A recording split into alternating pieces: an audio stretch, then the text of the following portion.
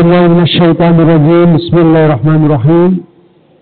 والصلاة والسلام على أشرف الأنبياء والمرسلين سيدنا ومولانا محمد وعلى آله وصحبه أجمعين. رب اشرح لي صدري ويسر لي أمري واحلل عقدة من لساني يفقهوا قولي. لا حول ولا قوة إلا بالله. Jamaah salat Isya, dan insyaallah nanti akan kita gunakan salat tarawih juga Masjid Al-Wahyu rahimakumullah, calon-calon penghuni surga Allah. Amin, Allahumma amin.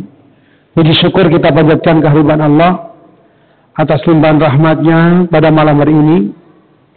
Dengan kita semuanya masih diberi oleh Allah nikmat sehat, khususnya nikmat iman dan Islam.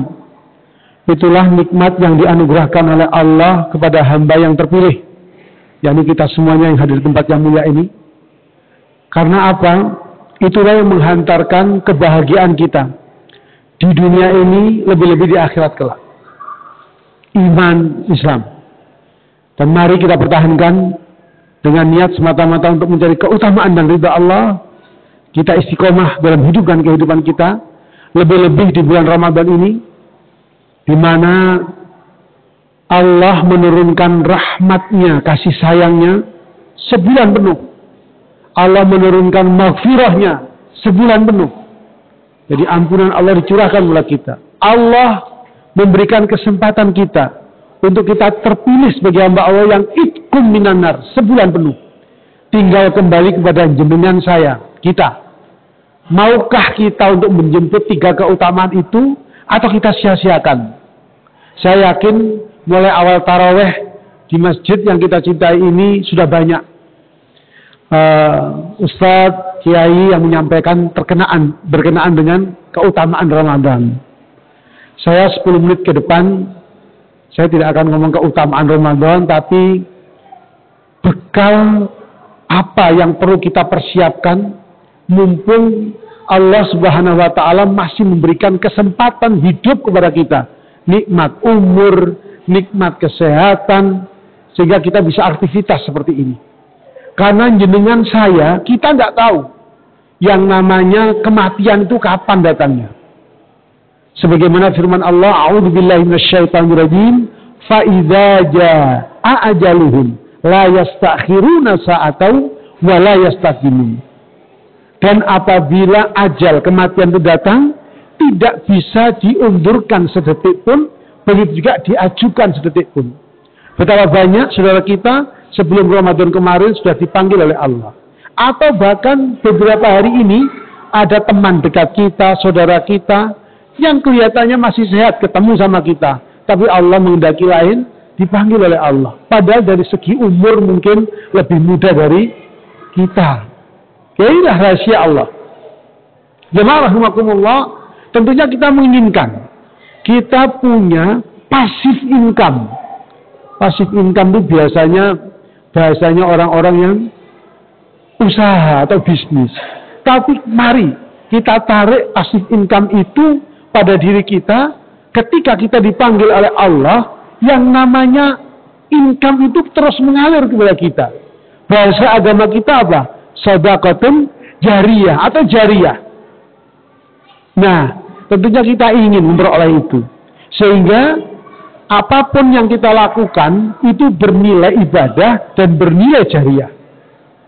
Sebagaimana dicontohkan oleh baginda Rasulullah Muhammad SAW, para sahabat, tabi'in, dan tabi'in sampai sekarang.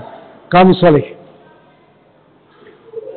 Hadis yang populer sering saya bacakan di mimbar ini. Tapi mengingatkan khususnya untuk diri saya sendiri. Lebih-lebih Ramadan ini. Mari kita berbuat untuk investasi, untuk menciptakan passive income atau passive amal kita, walaupun kita sudah dipanggil oleh Allah. Bismillahirrahmanirrahim. Hadis yang pertama, idza mata ibnu Adam in qata'a anhu amaluhu illa min thalathin.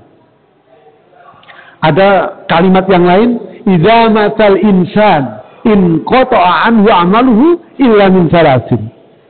Ketika anak Adam, keturunan Adam meninggalkan dunia ini, maka terputuslah seluruh amalnya. Dalam hadis yang kedua,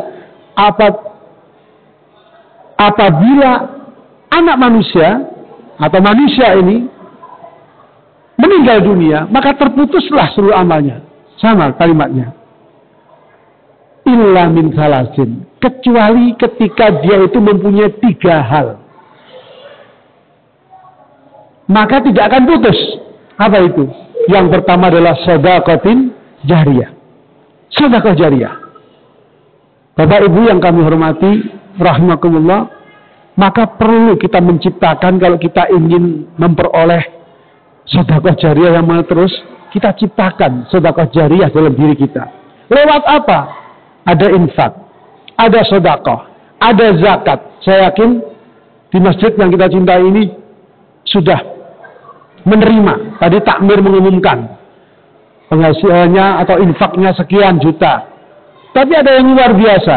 Ketika jenengan meniatkan dari harta yang dianugerahkan, karuniakan oleh Allah kepada kita itu, entah itu berupa benda, tanah, bangunan, dan seterusnya, atau uang, itu jenengan wakafkan. Itu insya Allah akan menjadi jariyah selamanya. Tentunya ada kriterianya, tentunya ada syaratnya.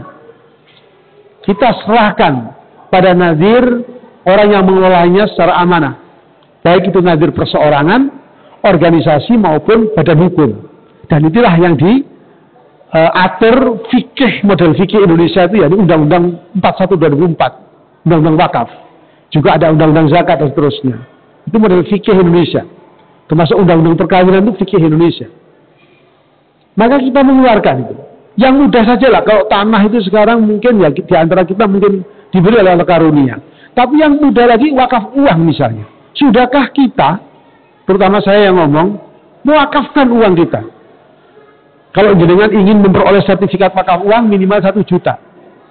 Kemana itu? LKSPWU, Lembaga Keuangan Syariah Penerima Wakaf Uang. Paling tidak, seumur kita ini, entah kita ada yang sudah 70 tahun, 80 tahun, 60 tahun, 50 tahun, 40 tahun, harus pernah wakaf uang itu. Prof. Nuh, Ketua Badan Wakaf Indonesia sampai saat ini, itu seringkali menamsilkan bagaimana ketika kita itu mau pergi jauh, yang kita tidak tahu nanti ada apa di sana, perlakuan apa nanti di sana. Ini kalau adik-adik kita ini ada yang di atas gitu, takmirnya atau remaja masjid bisa bagus ya. Saya cuma 5 menit lagi lah selesai. Ini calon-calon presiden kita, pimpinan kita. Tapi kalau calon pimpinan nggak diarahno ya bahaya itu. Ya. Diam dulu deh ya. 5 menit lagi selesai. Baik, saya teruskan. Shadaqatul jariyah, wakaf uang misalnya, itu dengan harus. Saya kebetulan pernah jadi pengurus Badan Wakaf Indonesia 10 tahun, Pak. Sama almarhum Prof. Tolha, Yai Tolha, itu diwajibkan. Kalau jadi pengurus Badan Wakaf Indonesia, jangan sekedar ngomong. Harus memberikan contoh, harus wakaf uang. Ya harus, Pak. Supaya tegal ngomong. Sebagaimana kalau jenengan ngajak orang untuk sholat, tapi jenengan sendiri gak sholat. Ngajak anak kita sholat atau istri kita sholat, tapi kita gak sholat. Ngajak istri kita atau anak kita ngaji, baca Quran, tapi jenengan sendiri gak pernah buka Quran. Itu bagaimana? Termasuk wakaf ini. Makanya diwajibkan. Seluruh pengurus wajib. Supaya ngajaknya itu tegal. Nanti kena kabur maktan. Bisa ngomong tapi gak ngelakoni, itu bahaya. Ini makanya saya ngajak, mari kita sama-sama menciptakan pasif income pada diri kita masing-masing. Apalagi di Ramadan. Ayo kita mulai. Terserah jenengan mau milih nanti nazirnya siapa yang menurut jenengan mantep, silakan. Harus itu. Atau jenengan, wah saya punya tanah, saya wakafkan lah ini di sebelahnya Masjid Al-Wahyu ini untuk pengembangan. Tidak hanya sekolah, tidak hanya masjid, tapi juga misalnya ada produktifnya di situ, atau serba misalnya. Untuk menghidupi mauquf alihnya Masjid Al-Wahyu, wah luar biasa. Sebagaimana kalau jenengan umrah atau haji, jelas tulisannya besar. Waqaf Al-Malik Abdul Aziz lil Haramain Asy-Syarifain. wakaf dari Raja Abdul Aziz untuk 2 masjid. Haram yang di Mekah, haram yang di Madinah.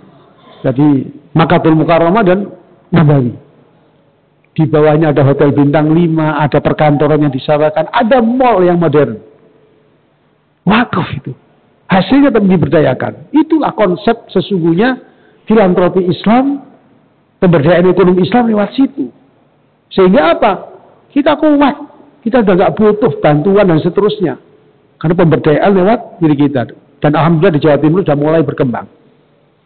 Ada perkebunan, ada hotel, ada SPBU dan seterusnya. Nah ini kalau kita mau itu sebagai pasif income kita ketika kita sudah dipanggil oleh Allah. Yang kedua adalah ilmu yang manfaat. Tentunya di antara kita pasti punya ilmu, entah itu formal atau non formal. Mari kita dengan ikhlas tularkan pada orang lain. Ketika ilmu itu digunakan, insya Allah akan menjadi jariah kita. Yang terakhir adalah awal din sholihin yada'ulah. Doa anak yang soleh-solehah. Jamaah rahimakumullah, Ramadan ini mari kita manfaatkan. Kita mohon ampun kepada Allah. Sebagaimana tuntunan Rasulullah, kita membaca asyhadu an la ilaha illallah, astaghfirullah, as'aluka ridhaka wal jannah wa a'udzubika min sakhatika wan nar. Allahumma innaka afuwun tuhibbul afwa fa'fu anna. Biasanya kita lantunkan asyhadu an la ilaha illallah, astaghfirullah, as'aluka ridhaka wal jannah wa a'udzubika min sakhatika wan nar. Asyhadu an la ilaha illallah, astaghfirullah, as'aluka ridhaka wal jannah wa a'udzubika min sakhatika wan nar. Allahumma innaka afuwun tuhibbul 'afwa fa'fu anna ya karim. Itu kita baca terus, apalagi lalu nanti mendekati malam ganjil. Tapi tahun ini alhamdulillah ganjil genap podoai. Dengan mulai Senin apa Selasa. Berarti ganjil kalau genap sama. Kalau gitu setiap malam dengan harus mencari Lailatul Qadar, yaitu yang dibaca sering. Gitu. Sing awal kan terus ganjil, anu genap. Podoai kok. Beruntung nih Masjid Al-Wahyu. Kalau ada dua-duanya ikut itu nggak apa-apa. Jadi nanti ganjil genap terus itu. Ketemu terus. Itu yang penting kita baca itu. Sering-sering kita baca. Bapak kalau siang hari bagaimana? Oh boleh. Tidak hanya malam hari. Supaya apa? Kualitas puasa kita itu maksimal. Sambung 15 menit. Mohon maaf. Insya Allah kita sambung di lain kesempatan. Mudah-mudahan puasa jenengan, tadarus kita, sedekah kita, jariah kita, wakaf kita, apapun lah amalan soleh yang jenengan lakukan, mudah-mudahan tahun ini kualitasnya lebih baik. Kita niatkan semata-mata untuk mencari keutamaan dan ridho Allah. Terima kasih. Kita tutup bersama dengan doa kafaratul majelis. Subhanaka Allahumma wa bihamdika asyhadu an la ilaha illa anta astaghfiruka wa atubu ilaik. Assalamualaikum warahmatullahi wabarakatuh.